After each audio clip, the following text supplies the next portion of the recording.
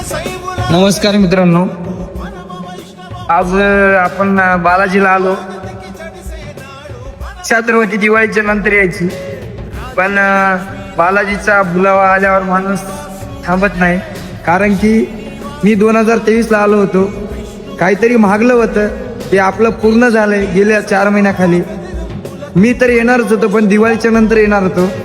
बालाजीचे उपकार म्हणा पूर्ण झाली आपली इच्छा, त्याच्यामुळे आपण केस कापायला आलेलो आहोत.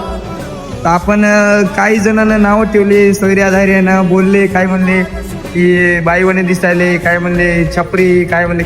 लोक काही पण म्हणतात, नाव कुठं ठेवतात. आपल्या मनामध्ये तर एकच श्रद्धा असली पाहिजे देवाची. लोक काही जरी म्हणले तरी हसत हसत गोष्टी डोसक्याच्या काढून टाकायच्या. लोक कोणाला बी नाव ठेवतात, काही पण बोलतात. तिचा चमत्कार माझं, मी घराच्या बाहेर निघालो होतो पण बॅग पॅक करून कामासाठी, पण ते इच्छा माणसाच्या मनात श्रद्धा असली ना तर मग देवाचा बुलावा आल्यावर माणूस घरी थांबत नाही. देवाची कृपा असते.